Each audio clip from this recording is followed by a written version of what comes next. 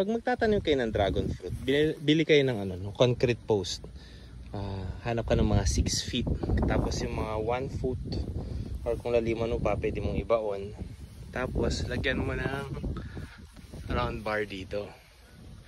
Tapos gulong ng bisikleta. Para dyan, pag akyat ng dragon fruit, papasok mo dito tapos lalabas dun sa gulong. Then doon na siya magsa-start mag-flower. The reason concrete post ang magandang gamitin pang poste kapag dragon fruit, kasi pag ganito na siya kalaki, mabigat na yan. Kapag ginamit mo dyan kawayan or kahit anong kahoy, baka after a few years mabubulok na yung poste mo, babagsak yung buong dragon fruit.